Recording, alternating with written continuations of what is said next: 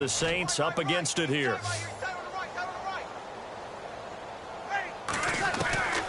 From the gun, it's Breeze. And he's going to go down again. The amount of sacks that they've absorbed in this game is absolutely extraordinary. Let's just face it. This offensive line, flat out, cannot handle this pass rush. It's been demonstrated time and time again. And now the Bucs deciding to take a timeout defensively. It's just their first. They'll be down to 2 remaining as we step aside here in the fourth quarter. Here's Thomas Morstead now. He's been one of their few bright spots so far. And he's able to get it out of there, and this is a pretty good kick. Take it at the 37. So possession goes over here on the punt. And the offense will take over with a new set of downs. And Tampa Bay trots out there now. And last time, 1-play interception. So this offense, they should be fresh. That's a good way of putting it. And I can't wait to see what they decide to do with play calling. Because a 1-play drive where you throw an interception, a lot of people think the very next time out, run the football, don't give. Trying to get it to Jackson, and it's intercepted. Picked off by Perry Riley. There he goes, right side. And he will take this one home. It's a touchdown.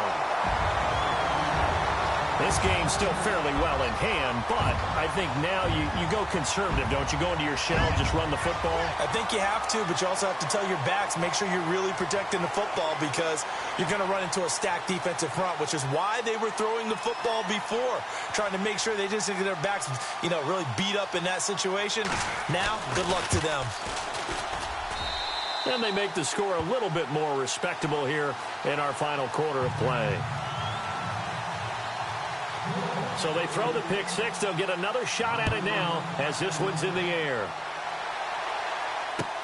That'll be taken in the end zone.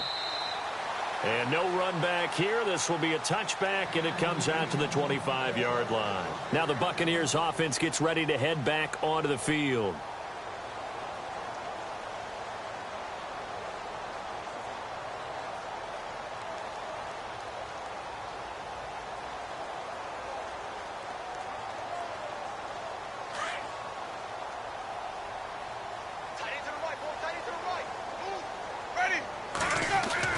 Back to it after the pick six. Winston. And a quick throw here. That's complete. And he'll get to the 29-yard line. Brought down there. That throw good for 4. It's second down. It's vitally important to wrap him up immediately because if you let that big guy get ahead of steam up, boy, then you've got real trouble trying to get him down. But they're able to hold him to a short gain on first down. Now a second down throw for Winston. And incomplete there. A nice hit. Jars the ball free and brings up third down. You get a tight end like this, and you know he's used to dishing out punishment. But here, he's one that has to absorb the contact. And as a result, unable to hold on to the football. The Bucs on third down. 2 for 5 to this point. This will be 3rd and 6. And they'll send the tight end in motion left. They'll give it up to McCaffrey.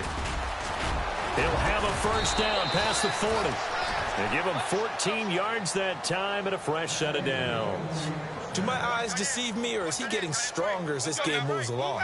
Burst seems just as good here in the 4th as it was way back in the 1st, doesn't it? I do believe someone put a lot of time in the offseason and continues to condition during the season in order to continue to carry the ball at this rate. 2 yards on the pickup there. It'll be 2nd and 8. Fourth quarter, you've got the lead. You have to stay in bounds and run that clock. Coaches, that'll drive them crazy. Sacrifice a yard or two if you have to. Just go down, in bounds, keep that clock going. It's almost like he was caring more about his fantasy stats than it was about winning the game, and that has to drive a coach crazy. Jameis to throw it. Throw left side complete. It's Fuller. And he's going to get this all the way down inside the 35. A good pickup there at 22. I think that's a big pickup for a first down because when you run a drag route against zone, you're sometimes asking for trouble because you might run into a defender. Yeah, well, there they ran into a first down, executed it to perfection. And he'll work it inside the 30 to the 29-yard line. That throw good for 4. It's second down. Well, the strategy was evident there. Get it to your tight end and make it a one-on-one play with a cornerback. Who's usually going to win that one? The tight end, but not there. Not in this situation. How about the corner defeating that logic and making a really nice tackle? It's a 5-yard gain, but they'll still be a yard short here with third down now looming. They go play action. Winston. He finds his target, Fuller. And he's got the first down as he gets it to the 8. They're able to convert on third down, and that sets up a 1st and goal. Time for a break. Back to finish it off on EA Sports after this. And here we go on 1st and goal.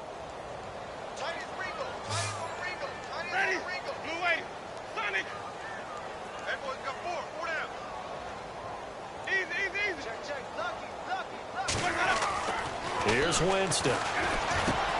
And, Jameis intercepted a 3rd time.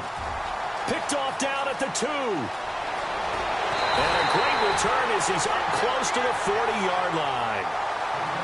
As much football as we watch, we've seen this work many times. In the red zone, 1st down, take a shot at the end zone, and points result. In this case, though, give credit to the defense. They outguessed them, were prepared, and intercepted the pass. So after the INT, it's Breeze. And my goodness, another interception. Vernon Hargraves with a pick. And he's able to get it back here to the 43-yard line. Charles, whatever's going on between his ears right now, it's just not completely calculated correctly. 7 picks between last week and this week after that one. And they always say the most important part of a player is those 6 inches between the ears. But right now, it's all those interceptions that are going on. So whoever his trusted confidant is on the sidelines, I don't know if it's the offense coordinator, the quarterback's coach, maybe the backup quarterback, that's who he needs to get with now and get himself calm.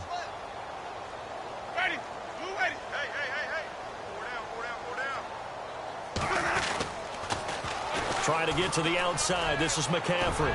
Got some real estate inside the 30. And he gets it all the way down inside the 10 to the 5-yard line. 38 yards on the scamper there. Hey, we all know it's turned into a passing league in the NFL, but that doesn't mean people still don't like to run the football. When you run it that successfully, your offensive line is fired up. What they want to do each and every game is run block. Get out and smack some people. I would say go ahead and run it again. This defense starting to buckle down when they need to, and right now they're winning this 4th quarter, losing the game, but they're winning in the 4th quarter. And what a fine line it is about what they're trying to get done, because they're down, so they obviously need the football, need a score, but they can't be so aggressive as to give up their edge, their gaps, and have the offense hit them with a big play.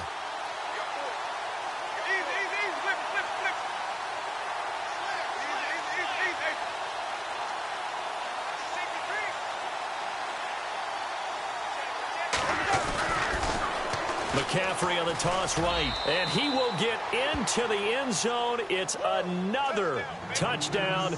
This thing is ugly.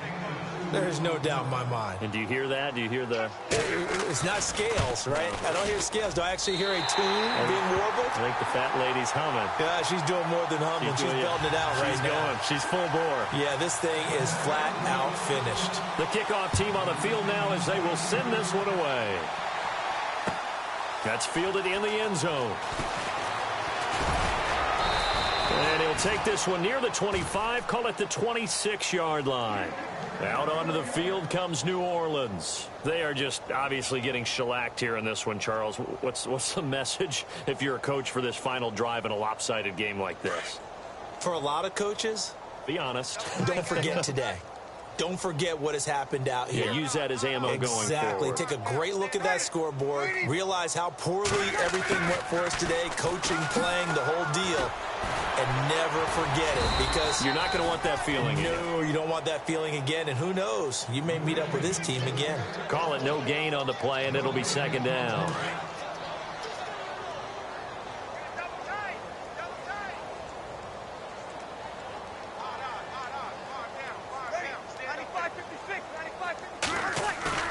They'll fake to Peterson, and now Breeze. eluding the pressure right. Now a desperation throw deep downfield. So the long attempt falls innocently to the ground, and it brings up third.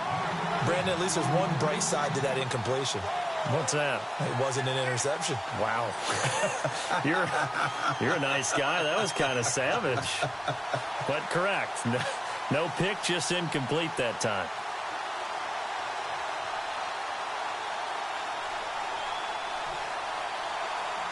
The Saints on third down. A pretty anemic, a very anemic 1 for 9 thus far.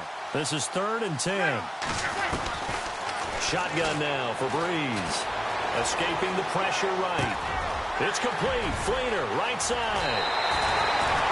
It's a gain of 17, and it'll give him a first down. Looked like the defense put pretty good pressure on him, but he's able to flush out to his right to try and evade people. On the run, had to get on his horse. Still accurately throws a nice pass for a first down. Now Breeze. He gets it to Thomas. And he'll get it down to the 47 here. Give him 9 there on the first down completion. They're going to need to get up and set in a hurry. Again, they'll throw with Breeze. And this is a catch by Ted Ginn. And he'll be taken down, but not before getting this inside the 30. A good pickup there at 22. One final try here for Breeze. Thomas has got it, complete. A big offensive explosion helped leading them to victory, and the defensive guys, they're just saying, hey, put those points up every week, we'll just keep winning. They will gratefully accept them, won't they? It makes their job that much easier when they're scoring that many points, allows them to play with a totally different style and a different flow. So for the Bucs, the win gets them back over 500 at 5-4 on the year. And they will head home next week to take on the New York Jets. Meanwhile, for the Saints, they drop back to 500 now at 4 up.